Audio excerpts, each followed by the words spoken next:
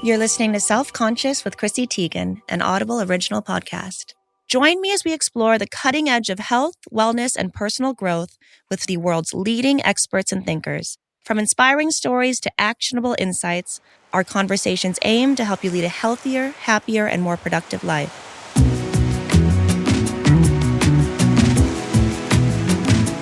From an early age, we are conditioned to believe that suffering is inevitable, shaping our strength and resilience. But what if the source of our suffering lies not in the external challenges we face, but in the very thoughts we hold? What if the path to true happiness and peace doesn't require altering our circumstances, but instead rethinking or quieting our minds? My guest today, Joseph Nguyen, explores these questions in Don't Believe Everything You Think. Drawing from both Buddhist philosophy and modern psychology, Nguyen invites us to rethink how our minds work and how we can take control of our well-being by mastering our thoughts. Nguyen argues that much of our suffering isn't caused by what happens to us, but by how we interpret those events. Our thoughts create our reality, and while pain is a natural part of life, suffering is often something we create through negative thought patterns. Nguyen's radical perspective is that instead of trying to think more positively, we should focus on slowing down our thoughts and letting them flow naturally, without getting caught up in endless loops of judgment and interpretation. Today, we'll dive into this idea, exploring how our brains, which evolved to overthink as a survival mechanism, causes us unnecessary suffering. Nguyen shares practical tips on how to break free from these destructive thought patterns and move towards a more peaceful, fulfilling life. Joseph Nguyen, thank you and welcome to Self-Conscious.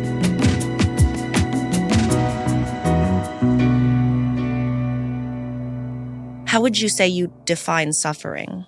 This comes from a lot of different philosophies, but mainly it's a Buddhist and Zen concept where there is a difference between pain and suffering. Mm-hmm. And pain is more of a physical sensation of something. An emotion might cause pain initially, but then the suffering we do is different, and that is more psychological. Suffering is essentially judgment of a circumstance that we went through. And this is what causes guilt, shame, sadness, and just the self-criticism that we go through. Although we go through events, those events don't necessarily cause us suffering until we begin thinking about it in that way, saying that this is who I am. Or this is, for example, we might go through an event and we might say, I'm not good enough, or I'm a failure, or I'll never be good enough or be able to accomplish anything. That is what suffering to me comes from. It comes from the inner dialogue that we have that is separate from the circumstance that we go through. And the constant punishment of yourself all the time. We're terrible to ourselves. Yeah. Suffering is psychological, for sure. Yeah.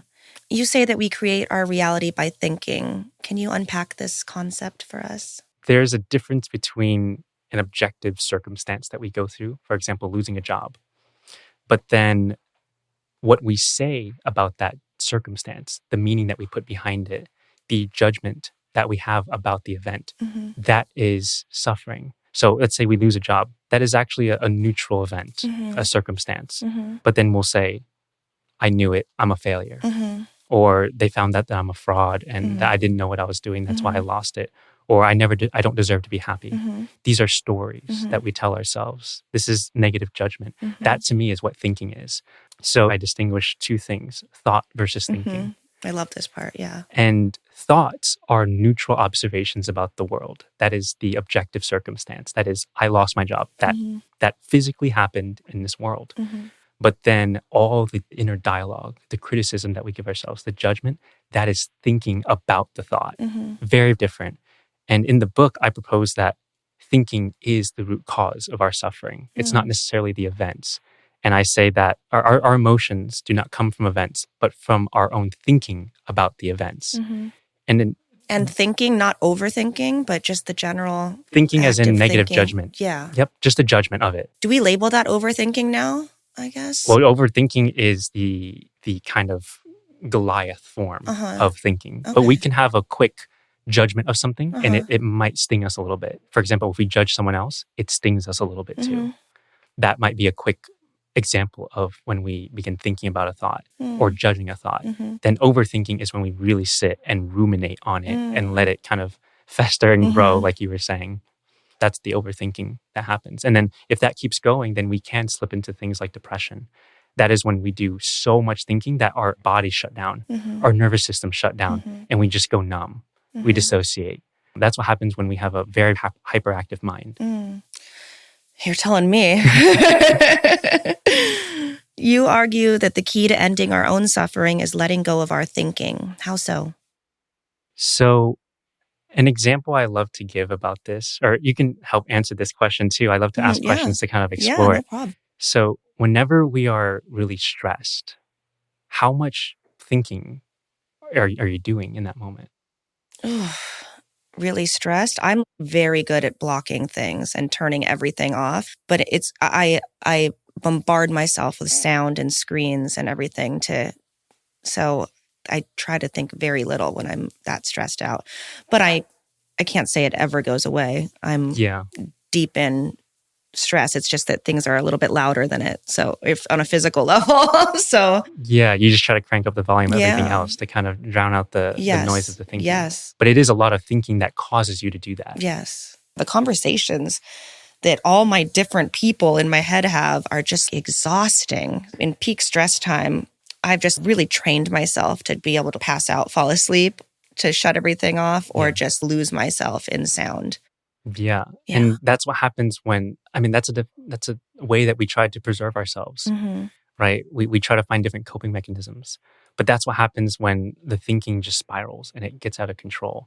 Now, on the other hand, though, how much, let's say if we flip the equation or the question and I ask, what emotion do you feel when you're not thinking?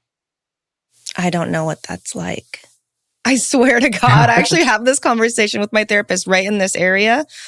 I don't know what it's like to have my brain fully at peace or I have to really be immersed in something that I enjoy, but I can't say it ever shuts off. And I do wonder if this is unusual to me or if everyone goes through this, but there is nothing that I'm not fighting with myself about all the time. Yeah. Well, let's take that example of, let's say you're really immersed in something, or when you had... like if I'm with my kids, I'm at the zoo or doing something that I enjoy, or I'm having like a big moment. I always have big moments with them where we're all going to go. We have 4 kids. So when we go somewhere, whether it's Disneyland or the zoo or something, I am fully in it to try to stop thinking. Yeah. And what happens, let's say like a peak moment of joy, if you can bring that to mind. Yeah. How much thinking is going on when you're experiencing that in that moment? None.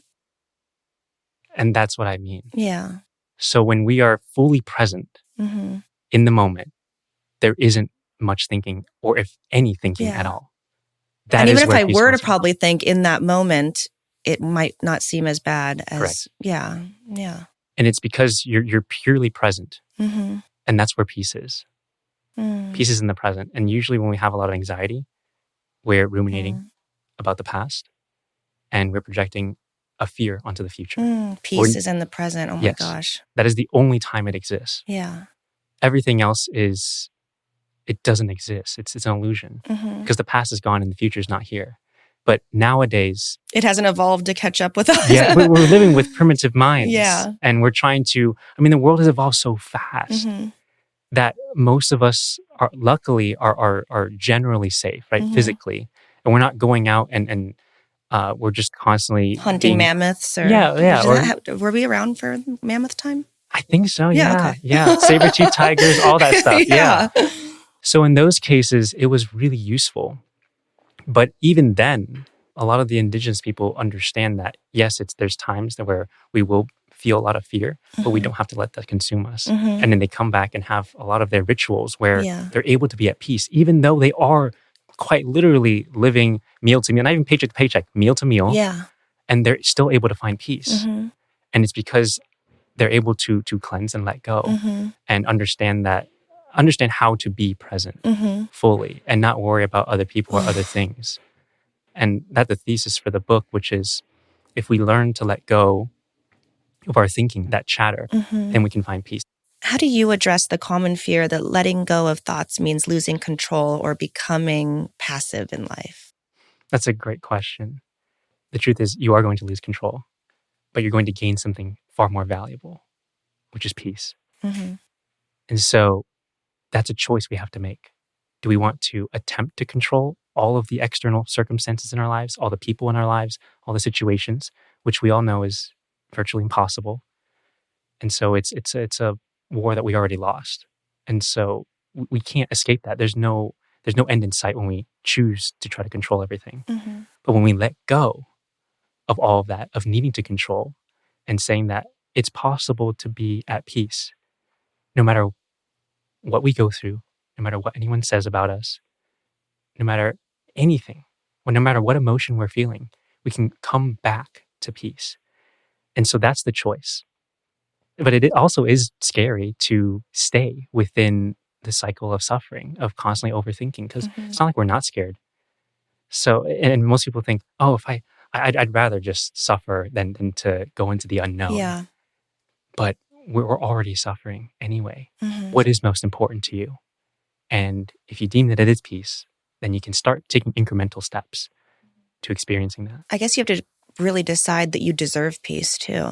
Yeah, a lot of people don't think that they deserve Yeah. it for whatever reason. And it's Mhm. because probably someone told them that they don't deserve it. Mm-hmm.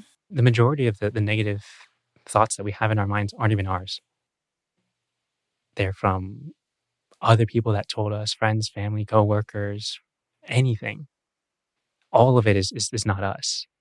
But if we let go of that, then we actually find who we are. You argue that our brains are wired to overthink as a survival mechanism.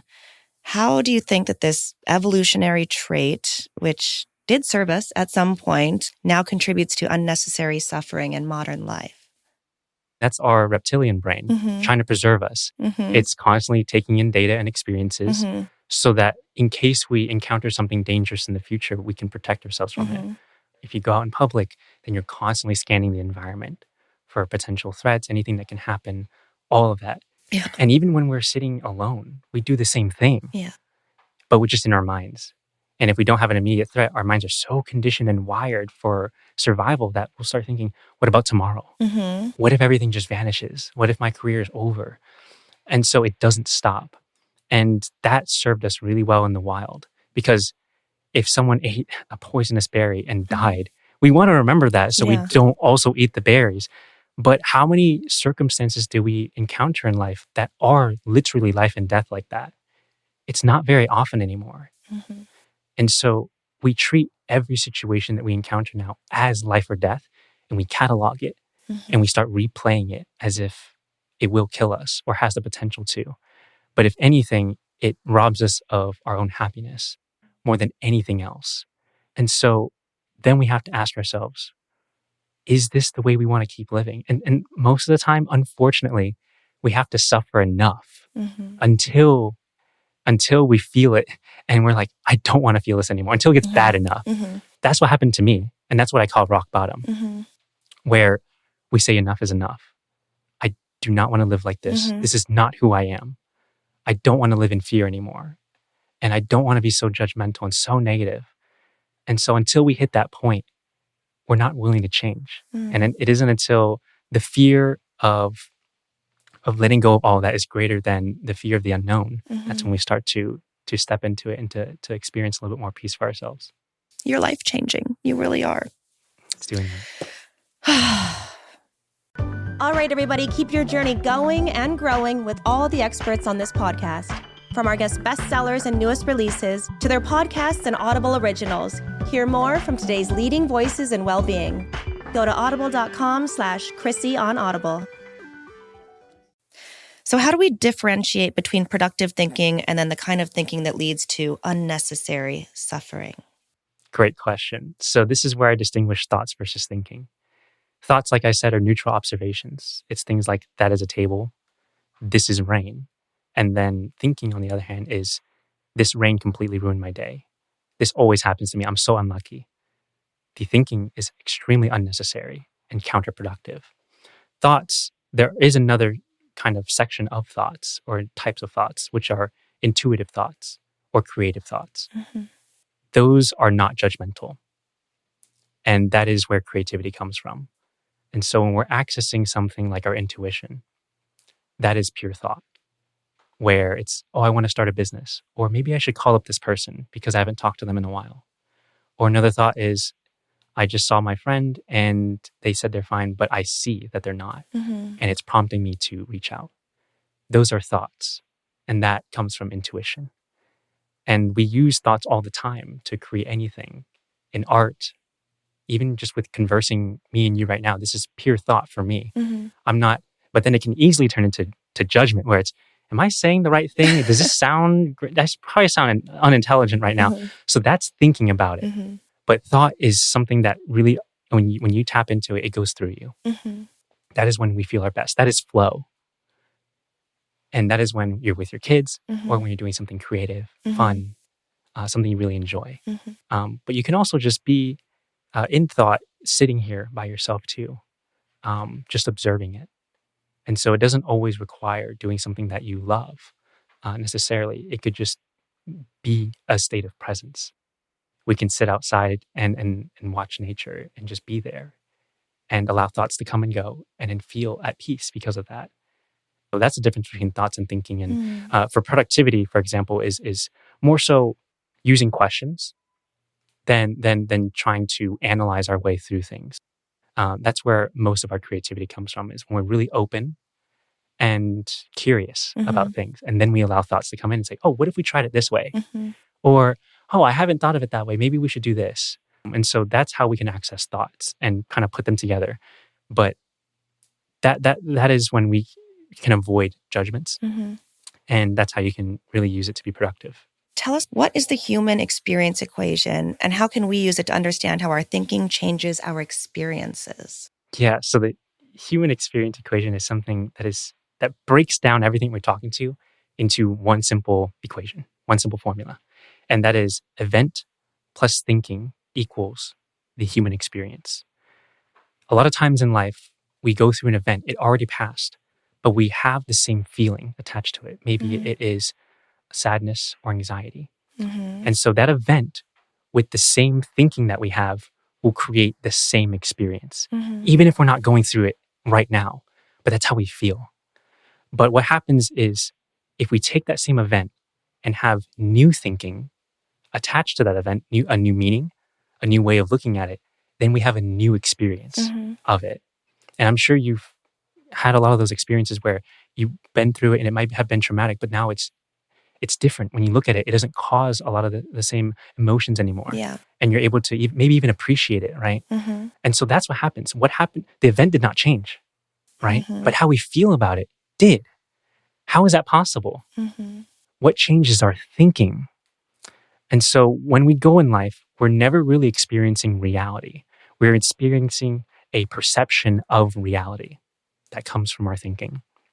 And so if we go and dissect the formula or equation a little bit more, we find out that, it's good to change the thinking, but there's a step above that, which is to let go of the thinking about it. Instead of needing to create a new meaning, create a new story, or all of that, we can actually drop it entirely. And so the equation becomes event equals experience. And so that's actually reality. Event equals reality. And when that's when we start to experience things as they are.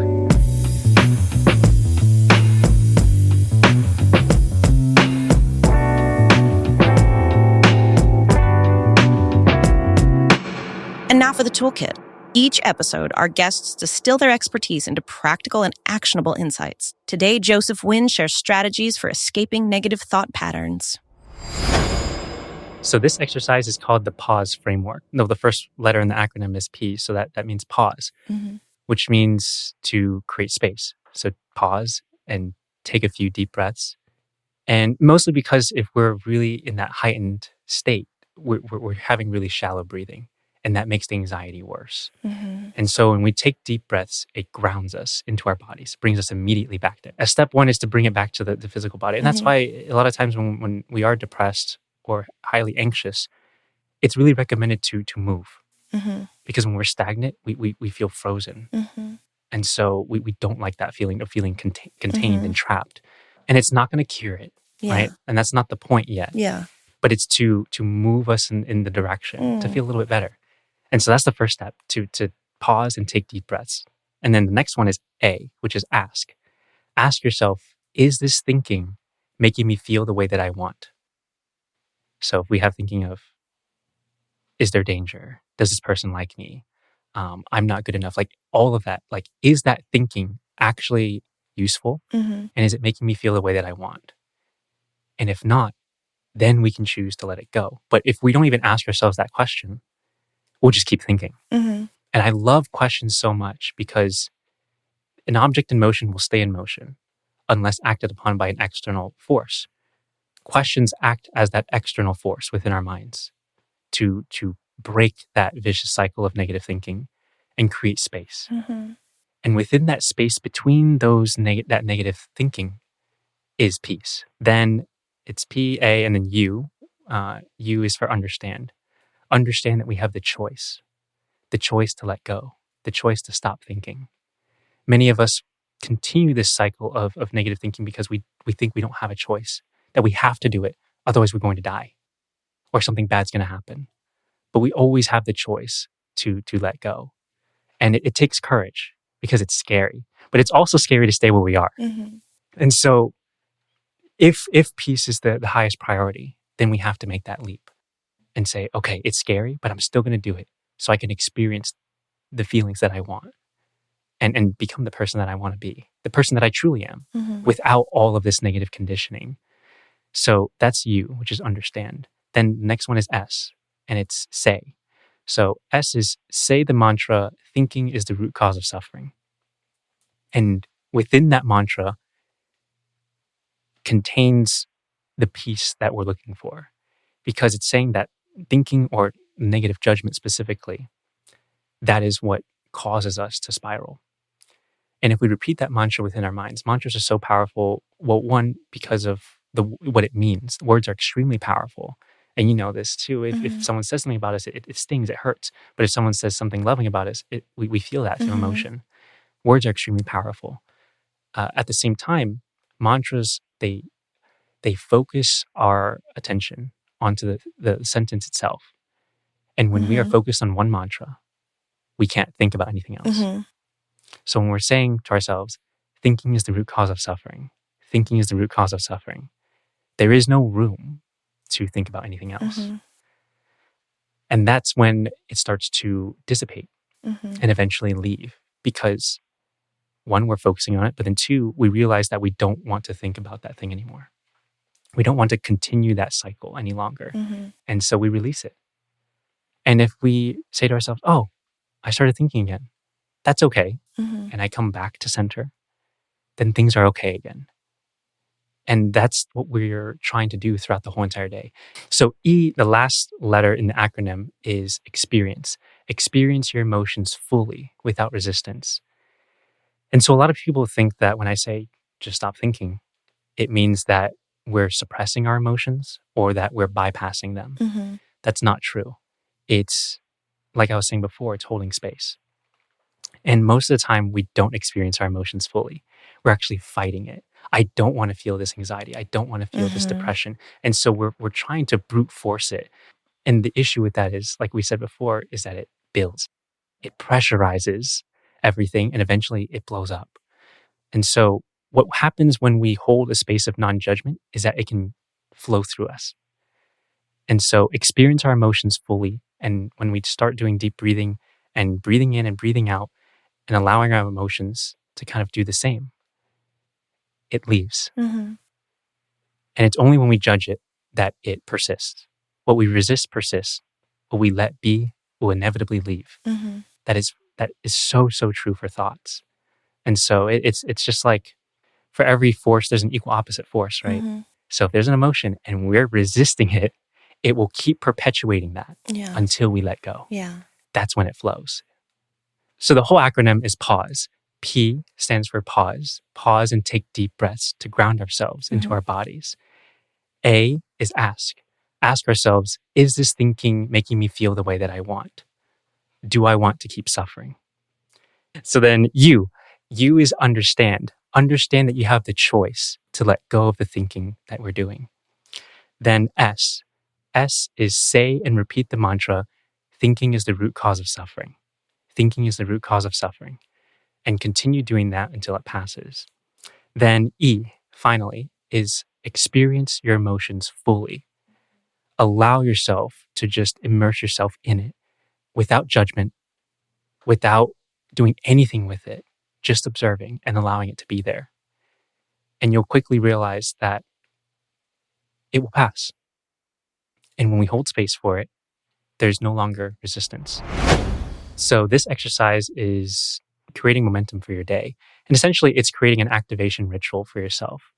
Most spiritual masters, sages, any mystic or anything like that, they all tend to have some sort of morning routine that helps ground them for the entire day.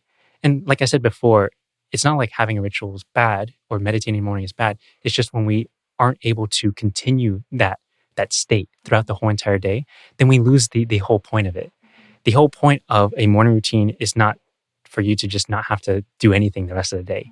It's actually to help start you on the right foot. That way it's easier to keep the momentum going. So this practice is pretty simple. It's just figuring out what you personally would like to do in the morning. It doesn't take long, 5, 10 minutes, 30 minutes, whatever time you can do and what seems manageable. I would rather it be a little bit shorter and easier rather than something that's an hour and a half long where it's a big project to have to do.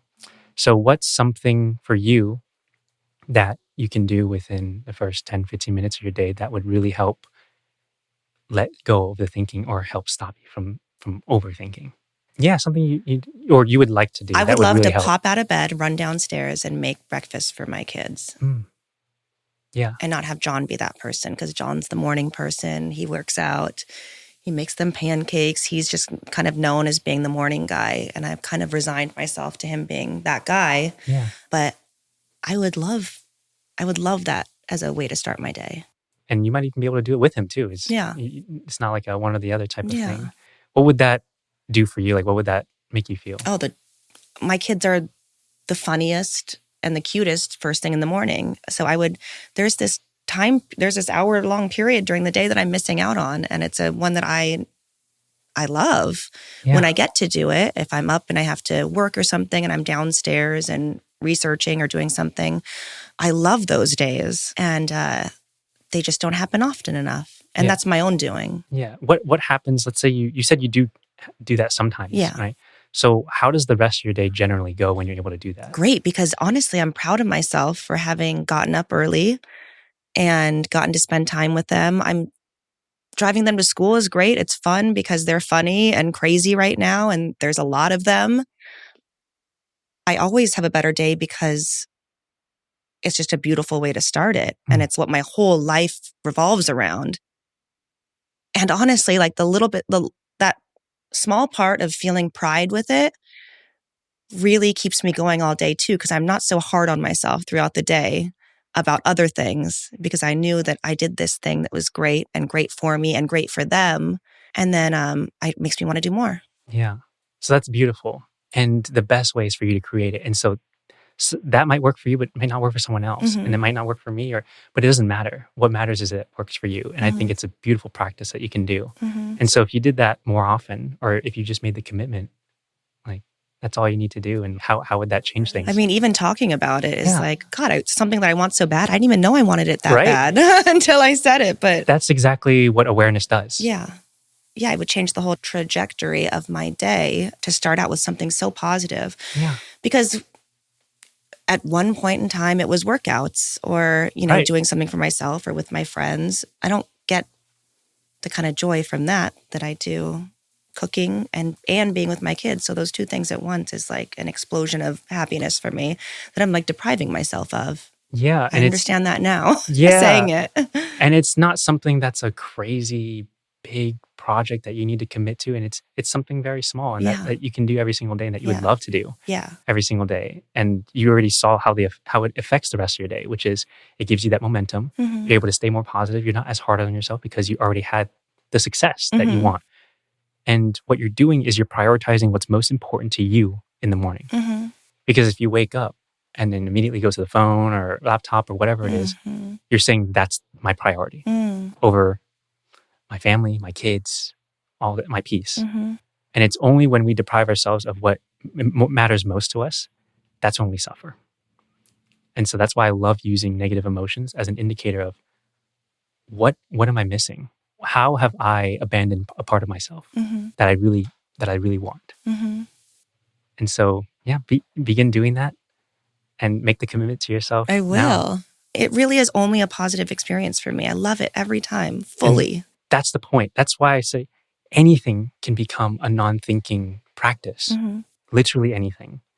And so now that you're starting your day off with cooking and being with them, you're training yourself on thinking less, on being more at peace, on bringing more love and joy, on being more of yourself. Because the more that you're with them, you're probably going to be much more of yourself. So it's important to create that space for yourself. Yeah. And it will bleed throughout the day. So it's that's why I love making it so personalized to you and whatever you love most. And so now throughout your day, you can use that as an anchor. Yeah. So whenever you're beginning to experience stress or anxiety, like what's the anchor that you can go back to let go of your thinking? What would be, you can use the mantra of thinking is the root cause of suffering, but is there another mantra that you would like to use that's more personalized? Some grace. Yeah. Like the way I give it to other people. Extend myself the same grace that I extend to other people. Beautiful. So it's give yourself some grace. And so when you're saying to yourself throughout the day, give yourself some grace, that's permission for yourself to let go. And so between the morning with being able to go downstairs and cook and being with your kids, plus saying give yourself some grace throughout the day whenever you're experiencing negative emotions, you tell me like how that would feel. Yeah. Incredible. 3 days in a row of that, I think I would be like a different human. Yeah. So just try it. The thing I love saying is just try it for 7 days. This is literally the most important thing you can do for the next 7 days. And if you make that commitment, you'll see some pretty drastic results. And if you want to continue, awesome. If you fall off, that's okay. But now you'll have that experience that you'll know and can always go back to. And you won't ever want to go back to how it was before. Joseph Nguyen, I want to thank you for joining me on Self-Conscious.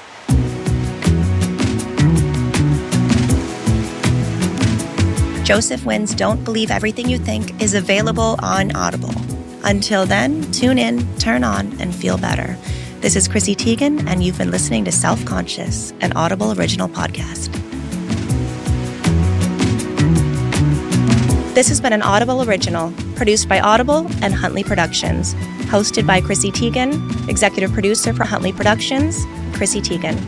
Executive producer for Audible, Stacey Creamer. Recorded and engineered by Alex Sky. Mixed and mastered by Jeremiah Zimmerman. Edited by Lisa Orkin. Head of Creative Development at Audible, Kate Navin. Chief Content Officer, Rachel Giazza. Copyright 2024 by Audible Originals, LLC. Sound recording copyright 2024 by Audible Originals, LLC.